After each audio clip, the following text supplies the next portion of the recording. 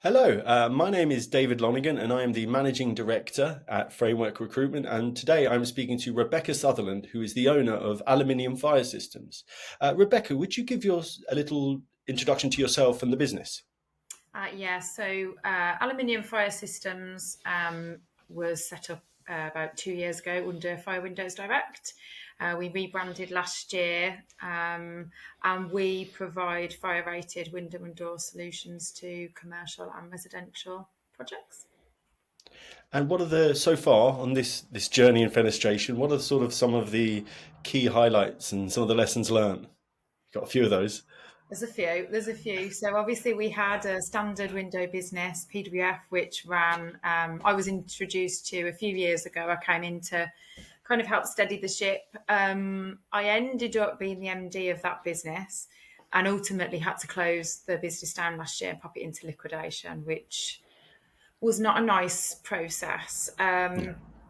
I think it definitely made us better on the AFS side, on the fire side, made us really look at how we could improve and what we could do. The industry itself is one of the most peculiar that I've ever entered.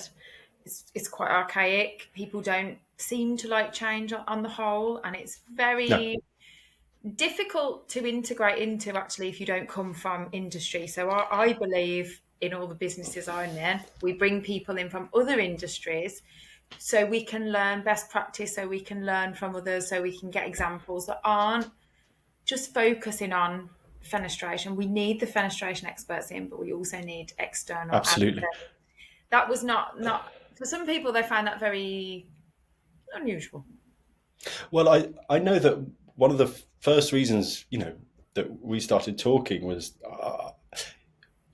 at PWF, your messaging, the content, and the branding just stood out like it just stood out so brightly. It was in an as amazing LinkedIn is for my business and my networking, a lot of it's just really corporate and stuffy, like everything is just the poster brochure pages. And one thing that was just so captivating about your messaging was how down to earth, how engaging and unstuffy it was. It was very honest, very open. And I remember the Lego onboarding, and I was like, I walked into that meeting and came out a different person. So just for me, you're a transformative and one of the professionals in the industry that we absolutely need to listen to and learn from, because I think your journey is quite interesting, because as you said, fenestration wasn't your sector. You've come in as a business person into it. Look, I think one thing we will always do great in this industry is product and projects. We've got those nailed,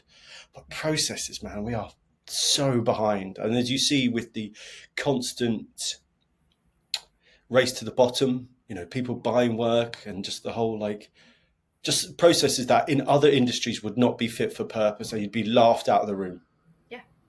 Yeah. I think, it's difficult because when PWF went under, a lot of MDs of fabrication businesses contacted me and said, like, Beck, we think we need to go the same way. Can you tell us about the process? Can you, And what was very evident was there was a great sense of, I'm not a business person. I've just, I know how to do windows well. And that's brilliant. Yeah. I think where people struggle then is to ask for help.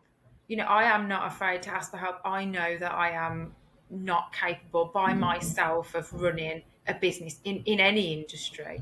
And that's actually not what we're meant to do. You're meant to stick to your strengths. You're meant to do what you are good at and do what you enjoy. And you are meant to employ people that do the rest. And what was interesting with PWF was I had a lot of consultants come in from industry who told me, you have too many people. You pay them too much money. Why are you talking to them about mental health? Why are you doing a 4-day week? And I think that's a very insular way of looking at things from we don't do it that way. And if I've heard that once, I've heard it 1,000 times. We don't do it that way in this industry. No, you don't, but it's as a business. Yeah. We'll never, as we've seen. So when I left Cancerfix, I think Lakesmere were one of the first big facade companies to go, and it's just been a churn constantly. So let's not pretend for a single second that keep doing what we're doing is the way to go when we are throwing like, you know, every time one of these companies goes into administration, we lose about 60% of the skill every time. And so this isn't fit for purpose, our processes. No, it isn't. And I think people need to just be a bit more open-minded to the fact that, you know, if you keep doing the same thing, you keep getting the same results. And if you are struggling with cash flow now, and I get this a lot, you know, people come to me for investment and I will say, okay, but what's the plan after that? So you need the investment now, you need £200,000 to fill this hole. But how are you changing things moving forward so that in 12 months' time you don't have the hole again? And I think, I don't know whether it's a male thing where, you know, it's, I don't want to ask for help, I don't need help, I can kind of get through this. I don't know. But I find sometimes that when I'm talking to people, I'm saying, well, it's not as simple as just giving you the money and kind of going, well, that's fine. We have. Yeah. Actually, they go, no, I think it all works fine. It's just this little bit of time. Just give me the money. Just give me the money. It isn't right now. It is going to be like that for the duration that this business is running if you don't change things and change up and take some advice and get some people in, get the right people in. I also think the cycle is so, you see it and like, look, because we all know it. I think from my experience, what happens is company goes into administration or it doesn't, right? And then you'll have people at management level who go, do you know what, I can do this better. And they can, but the improvement is only granular. Because they're still not business people. They are project or product people. And again, that's not a character assassination. But what we need is business people running the business and project and product people doing the projects and the products. But we don't have that. We have an industry where, as you say, so many of the business and decision leaders came to work 30 years ago with their dad. And now they have a business around them. And that's what they think when they think that, shit, my back's against the wall. What do I need? Oh, I just need more money. I'll just keep throwing money at the problem when that's no, because you had money and it's gone and you're here. So you need processes, you need strategies that maybe you don't have. So outside of, are there any particular sort of projects, products or strategies that during your time you've really sort of been proud of and sort of you can own? I think, you know, with PWF, we did a lot of very good work. I think towards the end, you know, when I was very honest with the team throughout, they knew. Yeah, could I also sorry to interrupt, but also even how you messaged what was happening. You were so honest, so brutally honest that again, that was like, because you see now so many, you know, bad stories being painted as good stories. And that's ultimately like, you know, that's, you know, I have sympathy that a lot of people don't go, hey, look, we messed up and this is how we messed up. But also there's a connection you can make when you're being honest, because the truth will set you free. And, you know, and I think slapping makeup on a monkey doesn't really. No. I think when you own a business, I'm a big one for, you know, I believe we have a responsibility, and the responsibility is not just to our employees, although that is huge, but it's, you know, to the wider community, whether that's within our industry, whether that's the physical community around you, whether it's business people, whatever it is. And I think when you talk about the things that you have found difficult and the things that you have been through, you realise for yourself that you're not on your own, but you realise how you can help others. So, you know, when it happened to PWF, like I said, I had a lot of people contact me, and we were able to look at ways of changing those businesses in order to keep them going. Some went, and that was inevitable. Some had gone too far. But I think you have to talk about the good and the bad. And it was funny because some people contacted me when we closed and said, you know, we're kind of worried now because we thought you were big. And I said, but actually we've never said that. I've been very honest about our struggles, right down to we've employed someone and they were the wrong person. Or, you know, we were very clear on we should just be ourselves. I think, but I was just going to say my 2 cents on that, feeding back on that, is that because your messaging is so unique, I think a lot of people noticed, a lot of people saw and resonated with it because, you know, it didn't come across like a copy and paste from the brochure.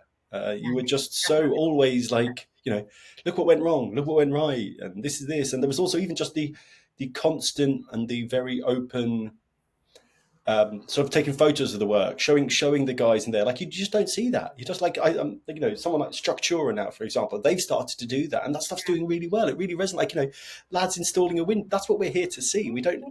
Business is just about people. Selling is just people like you. They will buy from you. It's that. It's really that simple. It's nothing more than that. You don't have to put up excuse the pun, a facade where you pretend to be this, fantastic company that's, there is not a single business out there that has not gone through a difficult period. And the more you realise that you are not on your own and you do not have to pretend that is the way. And I think this is why a lot of people don't ask for help, because how could I possibly ask that person for help? Because their business does really well. I am telling you now, I don't know a business owner that has not been up all night, not been able to sleep, stressed out of their brain. I don't know a single one that's just gone, I've set this business up. It's been an absolute dream. I don't know. Well, I also, great. but I also think that comes down to how humans narrativize all things. Like, our narratives, quintessentially to a degree, even complicated narratives, still have to be simple. So when the narrative of successful business people is, look, they made it work, but you don't, because it would take too much time to include all of the failures. Yeah. On the way up, because that's where the data comes from, isn't it? Because the failures is where your innovation comes from. I always think with PWF, and I wasn't sure what I was going to do after that, and I'd still got other businesses, my other businesses, and I was still doing other things. But when it came to the decision whether to carry on with Fire or not, I wasn't sure. It really did knock me. And the longer that I thought about it, I thought, I have a lot of people come to me talking about their failures in business or what they've done wrong. And my advice to them is always, well, how are you going to do it better next time? What have you now learned that you can implement so that this doesn't happen again? And ultimately, although it took me quite a while, I reached that point of, we did some really good stuff at PWF. We did some really good stuff. And that kind of, on the last day, when everyone was told, this is what's going to happen, we all went for a coffee. And we all had a chat about what we did really well and what we enjoyed, and, what we were thinking about next. And I sat there and thought, these people have literally just been made redundant, and they have invited me, who effectively, the book stops with me. This is my responsibility. Whatever happened before, in order to get us to that point, is my responsibility. But they have invited me to sit here and listen to this. And I remember one of the guys saying to me, I want to work for you. Whatever you want to do, if there's anything I can do, because we don't want to work anywhere else. We don't want to go anywhere else. And it was kind of then that I thought, okay, we did do some good stuff. And I went, I poured over emails and WhatsApps from staff, old and new, that had left on good terms and bad, and looked at what did we do well in exit interviews. What did people say? What didn't they say? Do you know what, the fact that you even do exit interviews, that's not common. Yeah. Like, again, I asked somebody recently about exit interviews, and they went, "Oh, we don't do that. It's not what we do." And I was like, "No, but if you don't know where you've gone wrong, and for some people they'll say, well, it's just a change of circumstance," and I go, "But is it? Is it a change of circumstance? You don't know because you haven't asked the question."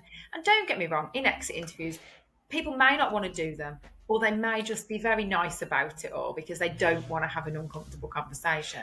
But you have given them the opportunity, which also gives you the opportunity to look at, okay, yeah, we need to improve that. Yeah, the most value comes from the hardest conversations. And also, even like, you can, someone who absolutely hates your guts can still tell you something true about you and your business that you can learn from. 100%. And the good person, exactly, you might not like, and even the good person who you didn't want to lose, if you lose them, you can still find something out, how to keep the next best one. And I found it very odd, actually, when a lot of people left, and this wasn't everyone, because not everybody left on good terms, but when people did leave on good terms and we said goodbye, we said it publicly, and we wanted to stay in touch with people. I still speak to a lot of my ex-employees now that left before PWF closed. I don't think there's many that there's one probably that I would never want to speak to again. But but I don't think that's bad going. And I No, think, that's a good ratio. yeah, That's a good whether ratio. they feel the same or not is, to me, is kind of not the point. From my point of view, we it wasn't right for whatever reason, and I wish them all the best in whatever they do. And if I can help any of them moving forward, I absolutely would 100%. But I think that's important because I always say to people, this is quite morbid, but when you die, when you die, When you die, I'll be there laughing. when you die, it's not going to be, oh my God, what an incredible process she put into place in this business, or, what incredible profit margins she had, or it will be, this is how that person made me feel. Is it Agnes? If you think about being at school, you remember the teachers. You remember the teachers that supported you, had your back, were there for you, taught you in a different way, got you to understand it in whatever way that was. You remember them. And I don't think that employers should be any different. I think if I've 100% made mistakes, 100% done things wrong, 100% come across in ways I didn't intend to. But the thing I hold on to the most is, what is my intention? Is my intention good? Am I trying to help? Was what I was doing, good for the business or right for the person? But always take that lesson of, okay, my intention was good, but actually I need to change the way I do that. When I used to work in the office all the time, my intention was to help. The result was actually I was just irritating a lot of people because I was listening to conversations and trying to fix problems. And it's only when you've got the right people around you that will challenge you, and you need to be challenged, that said, Beck, you're kind of getting in everyone's way now. And my intention was good. My intention was to help. My intention was to push the business forward, help and grow as a person. But that's not how it was coming across. So, okay, we'll reduce it and I won't come in so often. But even now when I come in, they kind of have to, the day is like a write-off because I'm there and we're going through stuff and we've got new ideas and I want to hear about everything that's going on. But the intention was always there, but it needed tweaking. The actions needed tweaking. Mm-hmm. And as nice as, it's not nice to hear, please don't come in anymore. Please stay away. It's wrong. And that's when you've got the right people, because if your team can say, please just don't do that, please go away. And I think, I definitely lean more into the, that servient leadership where it's how can I help them? What can I do for them? As opposed to the other way around, which I wasn't like. When I first started in business 20 years ago, I absolutely wasn't like that.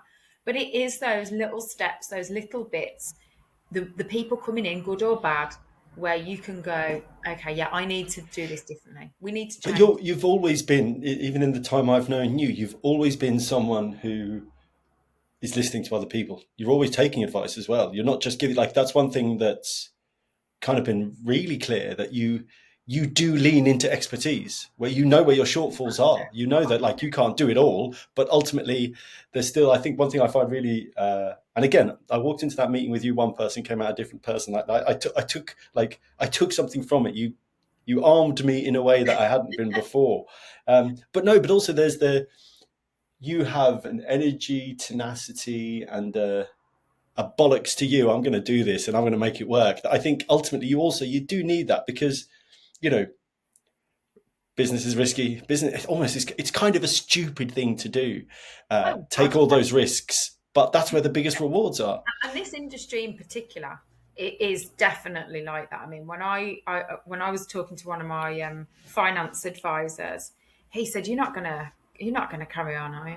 I said, "I kind of feel like I have to, because we've learned so much." And we, when it closed, I was getting messages from people saying, we actually do a 4-day week because of you, or we looked into this because PWF did it, and we changed the way we did this because. And I was thinking, and also, I do definitely have that.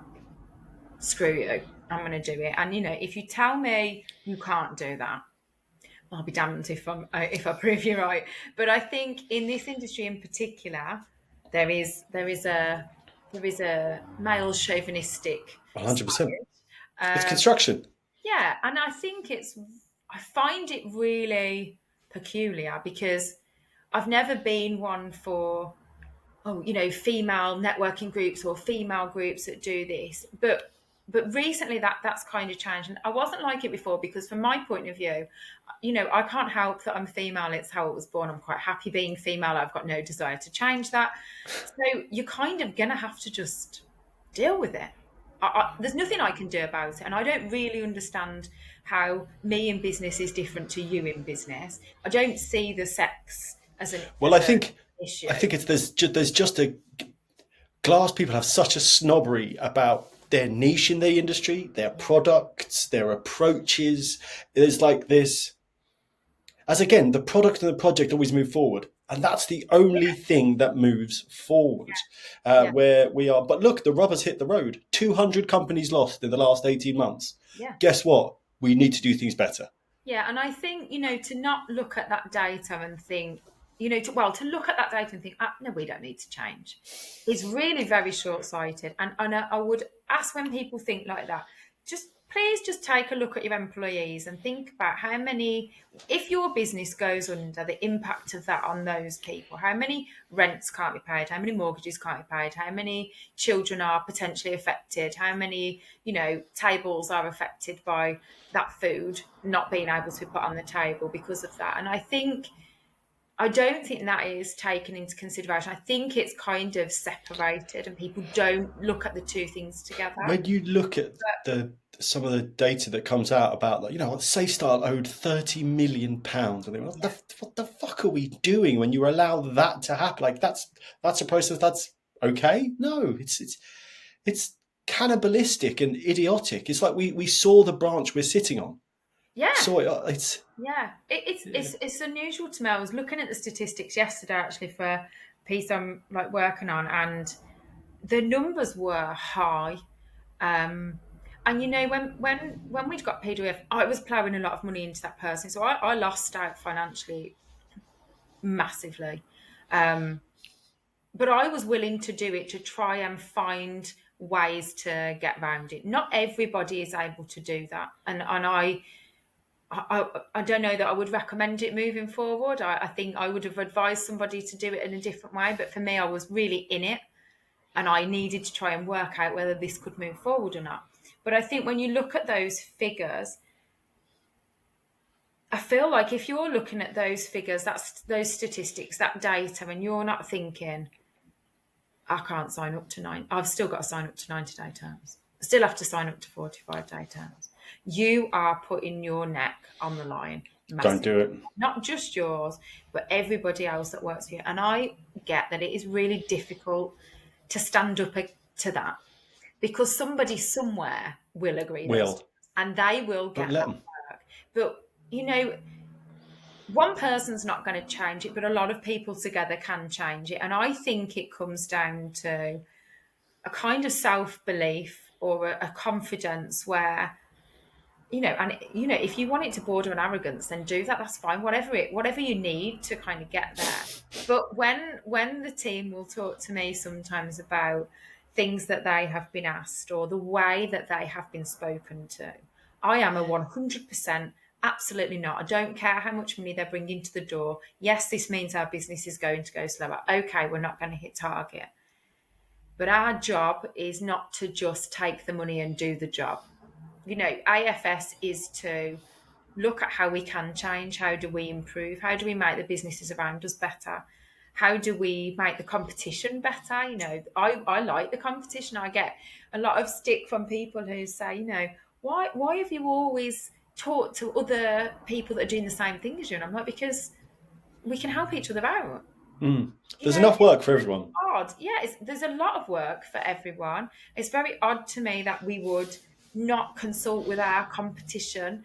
Your only competition is you. If you lose out a job to someone else, it's because you haven't provided what the client needs. And granted, that might be that you can't lower your price. But so be it. Stick to your guns, hold your ground. If that's what your business at its core believes, if that's what your business needs to make money, then just move on.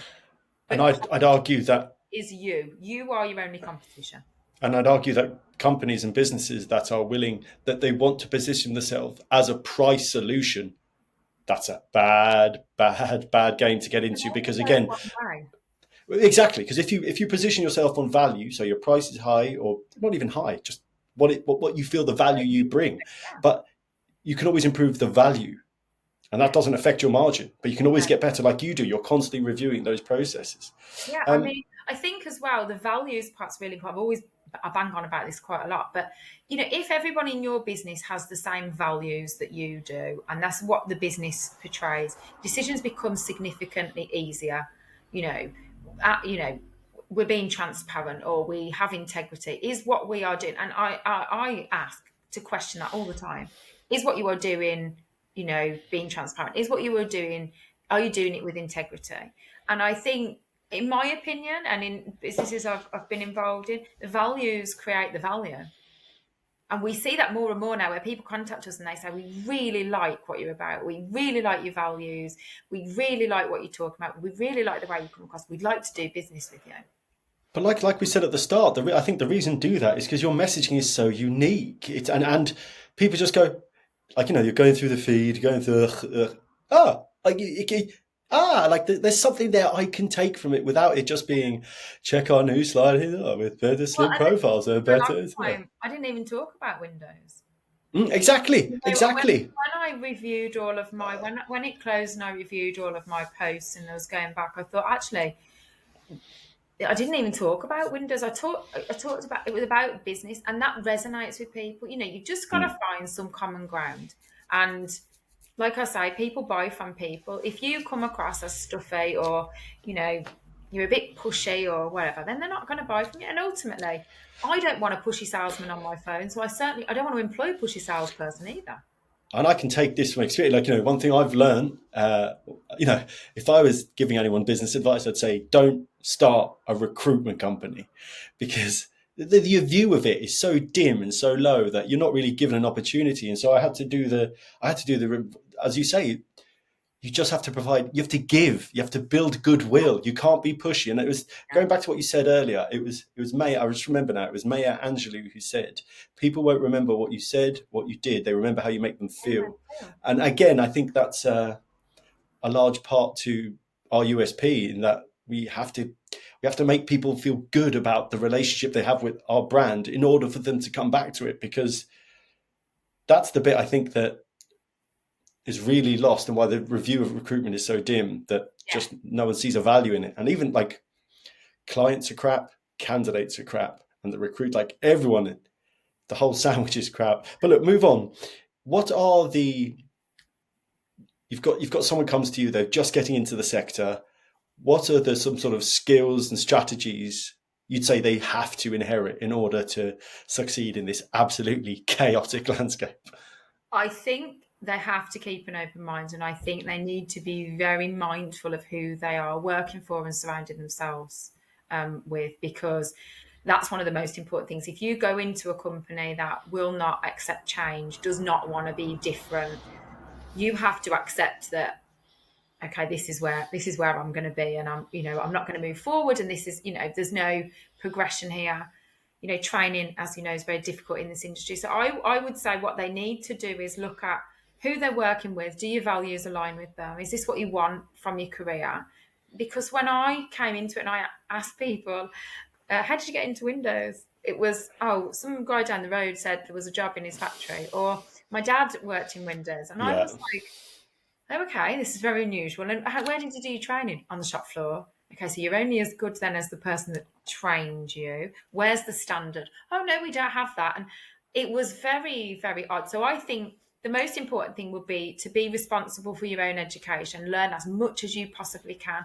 The guys around you on the shop floor have got years of experience. Take it, listen to it and see what works for you. Technical experience and expertise is really, really important. It doesn't matter what job you do within fenestration, whether you are on the factory floor, whether you're an estimator, whether you are the MD, it doesn't matter. You need to understand the technical side. And I think the other thing is to really think about where you want to go in this. Like, what do you want to do? I think the way we don't sell the industry. We don't. But if we were to sell it now, it would be, well, it's putting windows together. Whereas I think you know, do you get your fabricators involved in the project? Do they see the pictures? Do they go to site? Do they know what they have created? Because actually, what you do in fenestration is you bring life to buildings. I mean, that's what you're doing. You are bringing the light. You are bringing the salt. Everything comes from, whether that's a glass facade, whether it's a door, whether it's a window. It's literally, that's what's You bringing. are improving people's metaphysical health by allowing light into a building. I think people do, we do miss the how, I think, just or righteous our work is. It's hard to think of it in those terms as a commercial enterprise, but yeah, we improve life. Like, But, you need sunlight. but in order to sell that to people, how many people go and train to be an architect because it's sexy? They get to, draw sexy buildings, and it's brilliant. But don't people who build windows do that too? They might not design them, but we're part of that process. When people come to us and they ask us, they say, my architect's designed this, and we go, well, you can't do that. We need to look at other we need to look at other ways. I'm not saying How many times has architects been told that? but, they'll come and you go, no, we can't. It's because it's not tested. You are part of that process. And I find that one of the things I find so peculiar, and we get this a lot, and we're working on a solution for this actually at the moment. It's one of our improvements, is that we've always been, do you want me to talk to your architects? Can I have a chat with them, or can I have a chat with your clients so I can really understand what the fire requirement is? Because very often we get people come to us and they ask us for things that aren't fire rated, or they'll ask us for something and we'll say, I think this is going to cost you an absolute fortune, because they've come in late in the game, they don't have the budget for it, and we'll say, maybe look at this. So we are involved in that. And I think, don't your team want to see what they have created? And if we're selling this to young people coming into the industry, you can be a massive part of the design and the end result of a building. I always like it when we, if we're building something, or, separately out of windows, if we're building something, a house, or, houses, or we're renovating a property or something, I really like to be able to drive past and say to my kids, oh, we built that. Or like, we used to own that house and we renovated this, and, we did this to it. And I think, if we could look at it that way, and everyone was a bit more like, there was a pride in, we're part of that, we're not construction, but without us, everyone's either cold or wet, let's be honest. So, it's not like an industry to kind of be sniffed at. I don't think we're not. It's very, very, and especially now, these facades are incredible, but they're glass. So we have to up our game. We have to be better.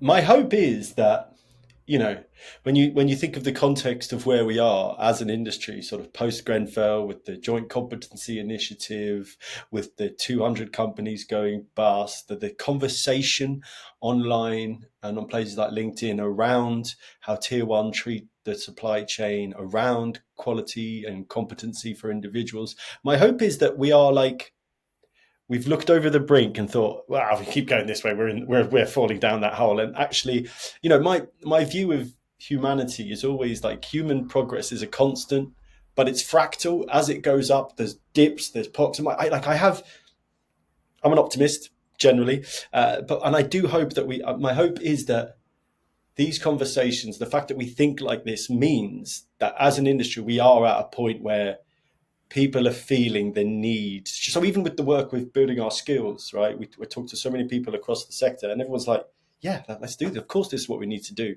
So I hope that, I think you're right. If you went bidding with this industry now and said, yeah, would you like to buy this? People would be like, what the? Like, no, but aluminium and glass are the building materials of the future. We're only going to be using them more. The eco values are around the sort of the sustainable values of these products, are what the next generation of those school leavers, these are the conversations they want to be having. The aesthetic alone is so captivating that I think if we get it right, we will fix up, we will get better. Yeah. But it does need people to pull their fucking trousers up and stop undercutting, stop chasing and buying work, stop chasing Tier 1 work, because they don't care about you. the process is not enjoyable. The hoops you have to jump through. Surely you want to be delivered. Like the one thing that's I think is always for a lot of people. Again, I'm not trying to demonize tier one contract. I'm painting with a broad brush. Some are good, but the impact you can have on a sort of like high-end residential project, and you can see the family going in there. It's just not the same. The project is just not the same, because at tier one, it's like cha cha cha, like you're getting. Yeah, I mean, I'll be honest. The reason that PWF, really, we didn't want to get involved in tier one, and we did have projects, especially towards the end, where that kind of happened, was because when they'd send the packs through, I'd go, I haven't got time to read 600 pages of tiny legal jargon. And if I have to do that in order to fully understand the project, I like to see something on a post-it note. I like to have a conversation. I like to look someone in the eye. I like to build a relationship. I don't need to enter a portal and fill out a form. And, that's not how we operate. It's not how we operate with our clients. And there is, we have to mitigate risk wherever we can. Of course. 100%. But I just think you have to be a certain way to deal with tier one contractors. And that's okay. If you are that way, crack on. But we're not. I don't want to be. I've dealt with them before. It's not something that I want to do unless they are open to our terms of business. And I think there's a respect there that is missing, in that, we like to pay our suppliers. So we ask for a deposit so that we can cover our costs. So it means that should anything happen, and this is a lesson, we've learned, our suppliers still get paid, and our suppliers are our partners as far as we're concerned. They're very important. We want to make sure that they're getting paid for their materials and they're getting paid first. So unless you can come to me and kind of work with me on that, and I'm happy to work on it, we're happy to take a look. But if you're saying, well, no, it's this, and we're not going to pay for 90 days, well, my cash flow forecast doesn't think that's okay. Don't want the work. And numbers don't lie. And I think this is really important for people to understand, is that if you've got the right people in and you've got a cash flow forecast and you are looking at it all the time, your numbers do not lie. So when there is a gap or when there is a minus, you need to buckle down. You need to sort that out. But if you're not looking at it, you've got no idea. And I have had companies that will come to me 11th hour. We need 200 grand in order to sell this house. We're going to have to go under in 24 hours. Well, if you've only known about this in the last 3 days, you're not running your business correctly, in which I need to have a lot of conversations about how you're changing things moving forward. And if you have known about this for a while, what have you done about it to avoid it? And so, don't get me wrong, sometimes these things are unavoidable. You just have to reach a point and go, I'm done, that's it. Mm-hmm. But I think it is a case of you need to have respect for yourself, your business, the people that are working for you, and what is the value of that. If your figures are going down, if your cash flow forecast is horrendous, if your bank balance is at 0 or -0, or your cash flow forecast is showing minuses, you have a problem and you have to change it. And signing up to something that is going to end up at 90-day terms is not the solution to your problem. Someone on here, before we move on to our last bit, someone on here, literally, I think it was last week, described how tier one view us in the supply chain, the specialist subcontractor. He says, as a bucket of snakes, and once you take one out and throw it away, just pick up the next one. But look, I could bash tier one all day long, but I know you've got stuff to do. Lastly, could we just have just a couple of minutes on sort of your relationship with Framework and how you feel that relationship is and how we work and the sort of collaborative nature of that?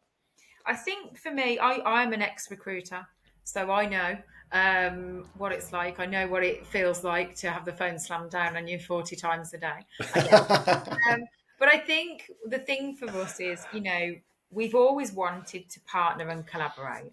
We've always wanted to be able to pick up the phone and have a conversation.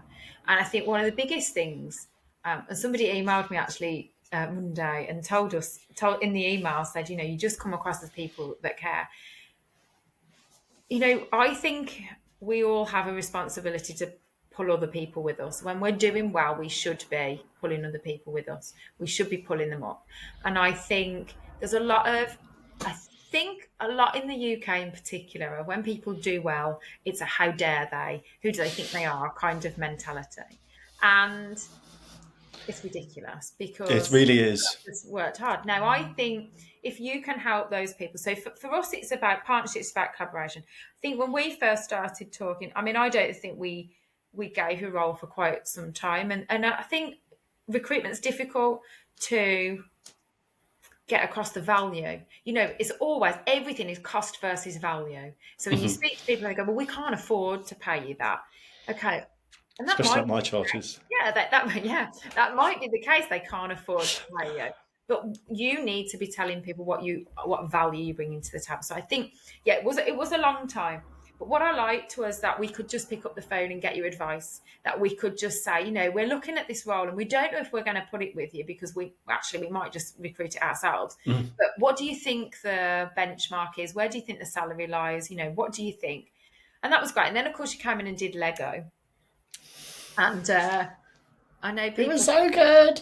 people think I'm mental, and I am. But it you know, that is a way, and I would encourage actually anyone who works with people who work with their hands and don't talk much to implement some kind of Lego or something, some exercise where they can move their hands and talk to you, because you get a lot more out of people. And I know it sounds ridiculous, but honestly, it works. Living proof. It's real. It's real. When you came in for that, I think it was kind of just a bit more personal, and we were talking then more about businesses rather than just this. And I think, you know, our partners are on our website. We talk about who they are because it's important. It's important for people to know. And people say to me, what do you do that for? Because they could go and buy whatever from... They could. That's absolutely right. They could. But doesn't that just help that business anyway? Isn't that what I'm trying to do in the first place? So if they don't buy it from us, okay, we lose out a little bit. But that person has then got, oh, we've used those and they're really good. And now you've got a little bit of credibility. Now you've got a little bit of respect because the person that you've recommended actually did a bloody good job for them. Yeah. And I think it's the same here. So when we started looking for the new role for AFS, and, you know, the team is very small, and I don't think it will need to grow, you know, massively in a short space of time. For me, it was, well, why don't we just say that we're working with Framework exclusively, and not like, oh, it's exclusive, but, you know, why don't we say, David, just say it's AFS? I always find that odd in recruitment. And again, it comes back to the same thing. You know, people would say to me, you can't say who you're recruiting for. And I'd go, well, why not? Because it's going to make it a lot easier. Because some people, you might have a conversation with someone for half an hour and then tell them who it is. They go, oh, no, I hate them. Like, I'm not interested. So I always find it odd. But people will phone them and try and steal the job. And I'd say, yeah, but if that happens, that's on me. Exactly. And also, I think, again, it goes back to, because the view across from everyone, most of the stakeholders, they don't care about the process. They just want the bum on the seat. And so that's why they don't let you advertise as it. And so I just wanted to say thank you, because not only like the processes and the way you act and the way you empower your people, those are the companies we want to work with. And those are the companies we want to connect talent to, because those, I think, you know, those are the businesses of the future. Yeah, absolutely. And I think you've got to find your people. I can't stress enough how important having the right people in your business is. I can't say it enough. I can't stress it enough. I could say it till I'm blue in the face, and people will still hire people that do not align with their values. And I get it. I've been there. But I need to say that when the right people are in your business, it just works. Give them whatever they want. Make them happy. Make their families happy. And they will give you absolutely everything. 100%. And that's how it needs to be. So yes, we are, you know, exclusive with Framework. Lauren's getting quite a few emails, I understand, people saying, we know you said it's exclusive, but we're sticking to our guns on this. Send me those emails. I'll print them out and eat them. I think it's the right way to go, because partnerships are very important. Collaboration is very important. And Bless your heart. We'll find the right person. It's not a case of, oh, we need someone right now. I mean, don't get me wrong, we do need someone right now, but they have to be the right person, else it's 100%.